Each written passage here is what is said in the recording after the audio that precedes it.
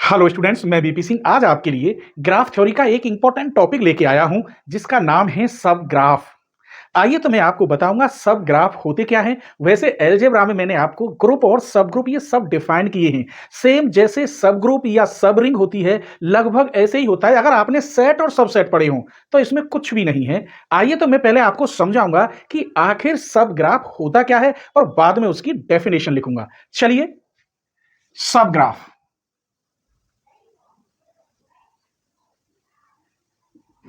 यहां से शुरू करते हैं।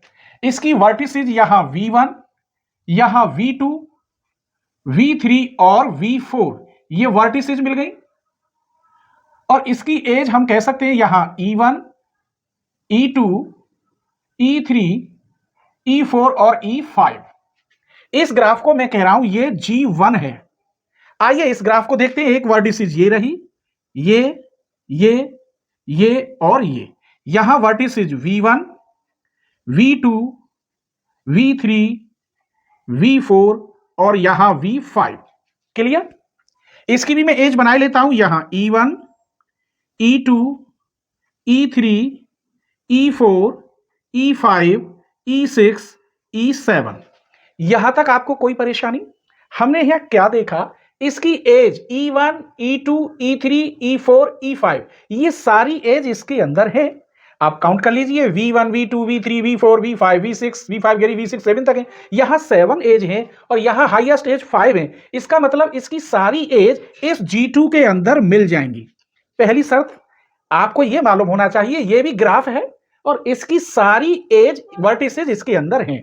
वर्टिसेज और एज भी इसके अंदर। वर्टिसेज कर लीजिए V1, V2, V3, V4, V5। यहां V1, V2, V3, V1, V2, V3, V4 ऊपर 4 वर्टिसेज हैं और नीचे 5 वर्टिसेज हैं। कहने का मतलब इसकी सारी वर्टिसेज इसके अंदर हैं। इसी को सब ग्राफ कहते हैं। अगर इस ग्राफ की सारी एजें और सारे वर्टेक्स इस ग्राफ के अंदर मिल जाते हैं तो G1 ग्राफ सब ग्राफ होगा इस ग्राफ का। बस इतनी सी कहानी। पर मैं डेफिनेशन लिखूंगा, आप चिंता मत करो, अच्छी तरीका से इसे भी देख लीजिए। ये vertices V1, V2, V3, V4। यहां V1, V2, V3, V4। यहां as E1, E2, E3, E4, E5। आप कहीं भी एज कहीं भी वर्टिसेज बना सकते हैं, इससे कोई फर्क नहीं पड़ रहा। आइए इसमें देखते हैं। ये वर्टिसेज हैं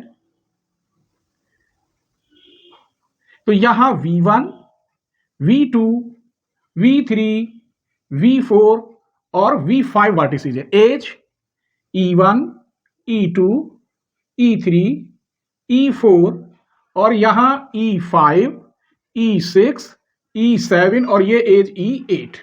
अब हमने यहां क्या देखा? दिस इज G1 और this is G2 graph.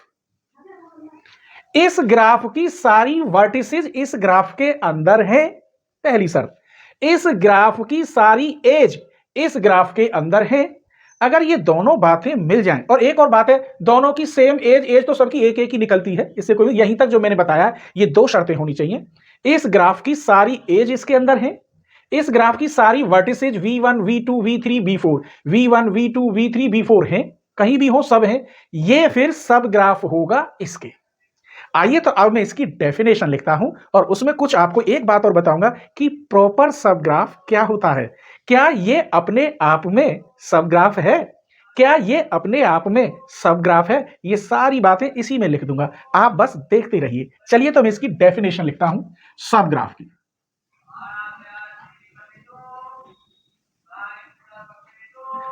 A graph G1, V1, E1 इसको डिनोटेड करते हैं, जैसे कि इसी को तो मैं सब ग्राफ कहूंगा, तो ये G1 है, इसकी वर्टिसेज सब E1 कहलाएंगी, इसके वर्टिसेज को मैं V1 से डिनोटेड कर रहा हूं। Is said to be sub graph of a graph G2, इसकी वर्टिसेज V2, E2 इफ, अभी तक मैंने कोई डेफिनेशन नहीं लिखी, ये लिखी है ए ग्राफ G1 ये वाला is said to be sub graph कहलाएगा ऑफ ए ग्राफ इसका। लेकिन कहलाएगा कब, वो शर्त देखिए। If all the vertices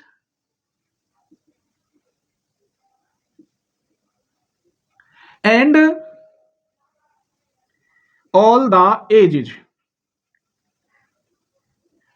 of graph G1 काय में होनी चाहिए, आर इन ग्राफ G2, इसकी सारी एज और वर्टिसेज इसमें मिलने चाहिए, सच दैट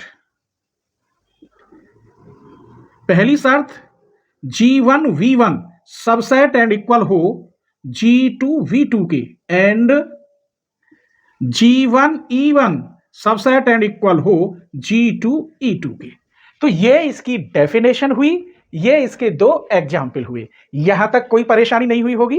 अगर पढ़ने में मजा आ रहा हो, वीडियो अच्छी लग रही हो, तो प्लीज लाइक कर दीजिए, बाद में आप भूल जाते हैं, और 5 सेकंड में शेयर कर दीजिए अपने दोस्तों को। जैसे आप मुझसे जुड़े हुए हैं तो आपके दोस्त भी मुझसे जुड़े, ठीक है। आगे देखिए, इसकी कुछ नोट्स बनाए हैं मैंने कि जो इन्हीं से मिल जाएंगे एमसीक्यू क्वेश्चन के लिए, यानी ऑब्जेक्टिव के लिए बहुत ही स्टैंडर्ड हैं, और हायर लेवल एजुकेशन जैसे पीजीटी, गेट, सीएसआईआर नेट, उनके लिए तो बहुत ही अच्छे हैं ये। आइए पहला नोट देखिए। प्रत्येक ग्राफ अपने आप में सब ग्राफ होता है, ये ध्यान रखोगे, ये लाइन लिख रहा हूं। Every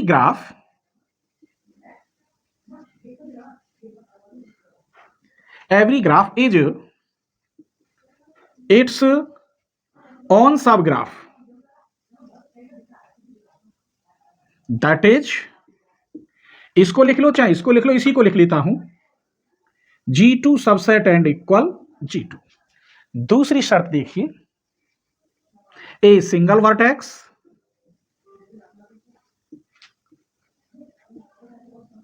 in a graph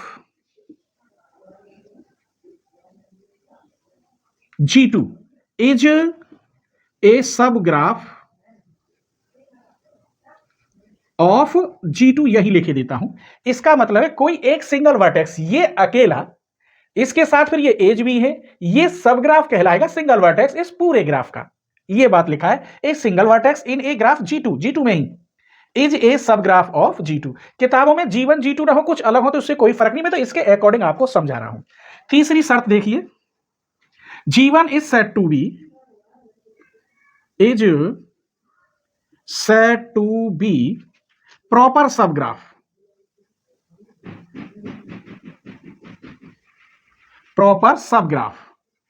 of G2 if and only if. क्या शर्त है, ये प्रॉपर सब ग्राफ कब कहलाएगा, अगर ये इक्वल हट जाए। यहां से कहने का मतलब V1 वर्टेक्स सबसेट हो V2 का और E1 सबसेट हो E2 का, ये बराबर ना हो।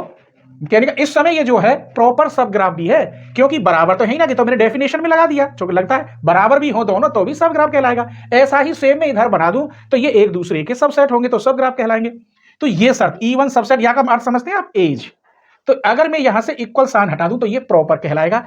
एक और चौथा टॉपिक अगर आपको दिखाई दे रहा हो तो ठीक है, नहीं दे रहा हो तो मैं बोल रहा हूं। चौथा topic, G1 is said to be spanning subgraph, SPANNING, spanning subgraph of G2। ये G1 is said to be spanning subgraph, spanning subgraph समझो, G2 का कब कहलाएगा, इफ एंड ओनली इफ में यही लिखे देता हूं, यदि वर्टेक्स दोनों के बराबर आ जाएं। ये G1 का वर्टेक्स कहलाएगा, ये G2 का, दोनों के वर्टेक्स बराबर आ जाए तो क्या कहलाता है, स्पानिंग सब ग्राफ। तो ये छोटा सा टॉपिक मैंने आपको आज दिया। उम्मीद करता हूं ये सब ग्राफ आपको क्लियर समझ में आ गया होगा, और क्लियर समझ में आ गया होगा तो प्लीज अपने क्लास ग्रुप में शेयर कर दीजिए। मुझे बस आपसे यही उम्मीद है, और सब्सक्राइब करना बहुत जरूरी है, सब्सक्राइब जरूर कर लें, ठीक है।